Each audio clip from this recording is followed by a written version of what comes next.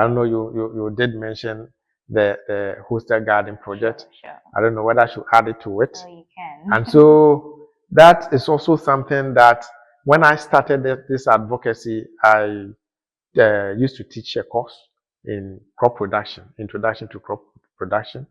And the practical aspect, students were supposed to go to the school farm to learn to grow the vegetables. So they are given plot on the school farm. And so because of we were coming from the COVID-19, I said to myself, no, I would want you to stay in the halls and then grow your vegetables instead of you going to the school farm. Now, get containers and the rice sacks you don't buy. Sure. Get them. All that you need to do is that fill them with soil. I'll provide the seed and the seedlings. This is a way to encourage the students into it. And it was surprising that these students produce so much vegetables. And you see, there were first years were in the hall. So these were first year students. And in each of the halls, they had a setup. Those in the hall had a place that they were growing their vegetables. And that developed the interest. And so the following semester, I was taking them in a course, another course, and I told them, now, those of you who want to make money or you want to go into business, come.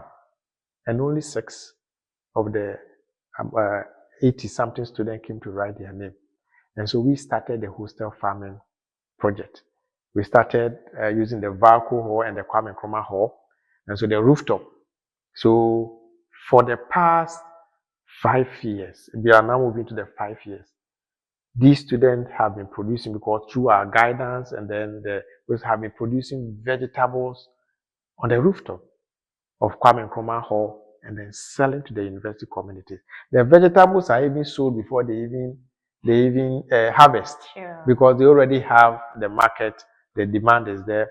And this is something that has encouraged a lot of students to also show interest in agric. And these students have been encouraged to be ambassadors in their communities.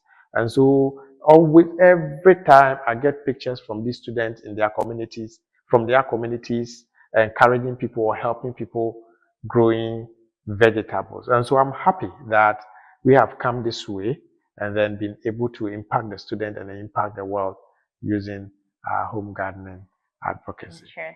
Now Doc has made us aware that he's so happy with the initiative he has made and the improvement he has made.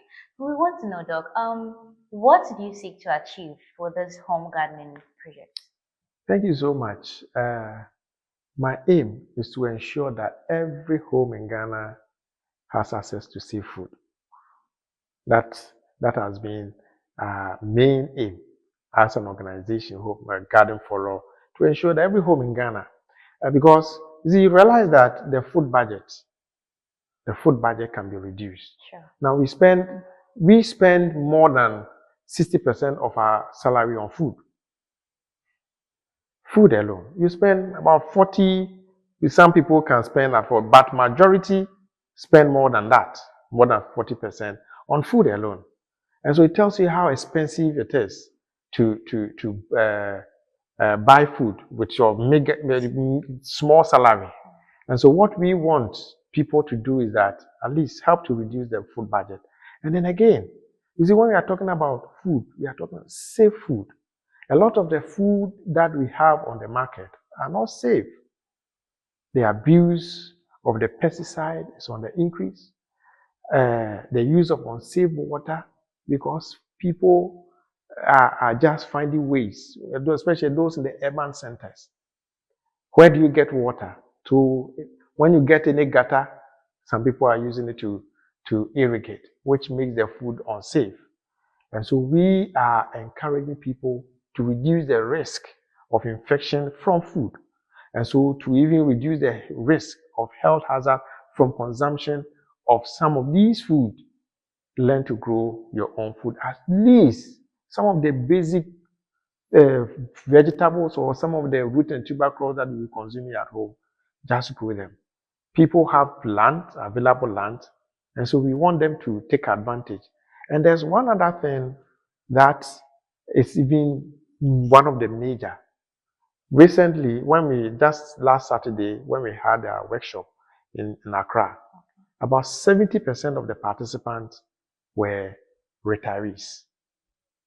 And so it tells you, just today, I met one renowned professor, Professor Awosabo Asare, just this morning. And Professor Awosabo Asare, when he met me, what he said was that now he is also encouraging his colleagues to be going into gardening, because as a pensioner, one of the things that you can do for yourself, one of the jobs you can do for yourself is to go into gardening. And so it tells you that one thing that pensioners need in order to reduce stress, in order not to feel homesick, in order to be strong, is to go into gardening. And so we are actually doing this so that a lot of people can go. So gardening, besides the money, the extra income that you can get, besides the seafood that you can get, it also helps you to what? Exercise. My wife is producing hair products, body lotion, skin product from the garden plants, the herbs. So it tells you that your garden can actually get you a business. You can be producing seedlings and then be selling, or you can be developing products and then from your garden plant. So that is why we want to people to go into gardening and then try to make extra income. And so gardening itself, my passion is to help, number one, help people to get food. Number two, help people to live better in terms of getting exercise and getting healthy. And then again, helping people to make extra income from the garden so that this world can be a better place. So as an organization, that is what we hope to achieve. And we know that we will get there. Thank you very much, Doc. Hoping to achieve this takes a lot. What do you think can be some of the measures you can put in place to be able to achieve what you just said? Because it's actually huge. Yes, I must say Yeah. that right from the beginning that we started this advocacy till now, Okay. look at the impact that we've made. We've had no grants for it. So to actually make a difference or to make impact in this world, you don't need so much money to make a difference or to make impact.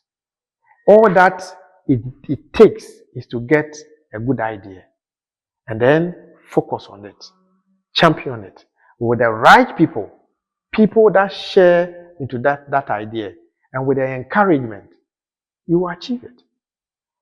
I went to Oti last month, drove all the way to Oti to organize a workshop. Somebody asked me, "You guys, you have a big grant, and then you've been doing so well with this grant." I said, "No." The Oti, one former professor, Doc, I've seen your flyer. He sent 1,500, and another professor sent 1,000.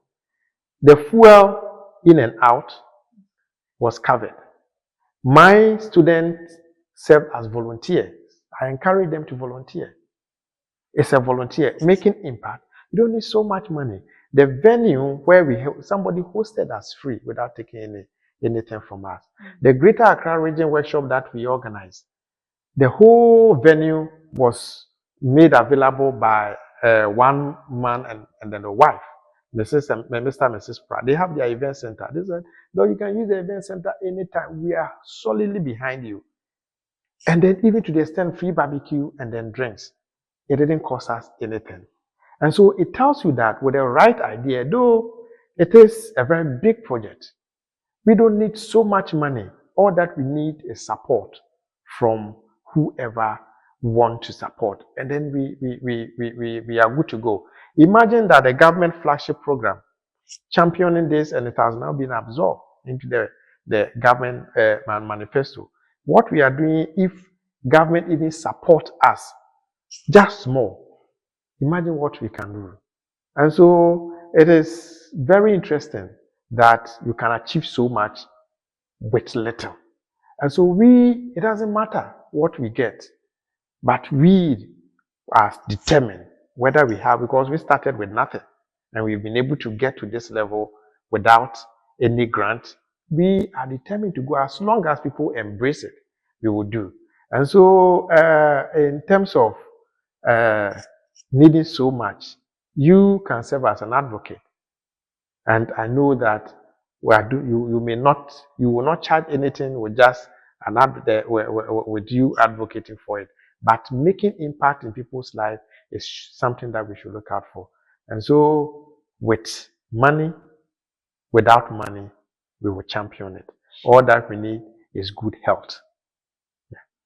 Okay, so Doug has made us know this wonderful thing that all that we need to do is just to set our mind on it and we will be there. Doug, so what do you think can be some of the challenges to this initiative? Yes, with a challenge, you see, sometimes uh, some you encourage somebody to go into gardening, and then the person may think that just going into it you get the result, and so a lot of people go and then they give up because the tomato that the person will plant, the next day the person will go, the tomato is dying, and the person feels as if he he has been or he's not doing well in it. Some people say, "Oh, doc, I'm not so lucky because anytime I start, I am never able to keep my garden." But you see, I want to say that there's nothing like a perfect gardener. A perfect gardener. We want to let people know that going into it, you will fail as a gardener, but you need to continue to do it until you get it right. Even those of us who are experts, we also have challenges in our garden all the time. But the most important is that at least something is there, and then where you are able to take to have fun in the garden. So the challenge of people trying to give up along the way is there. And then again, yes, though it is not the ultimate, but you see, funds, because we want to move to the whole country. We've done the Greater Accra Community Meeting. We've done the OT region. We are hosting the Cape Coast, the Central Region Community Meeting, workshop, free workshop next month on the 13th. But we've received calls to go to Western. We've received calls to go to Ashanti region, and we need support. So we are calling on organizations, everybody to come on board, so that we can't do it alone. So collaboration is something that is needed. People commend you, but we need them to come on board to collaborate. And so that has been the challenge that we face, that you feel you are doing it alone. We can't do it alone. We want everybody to come on board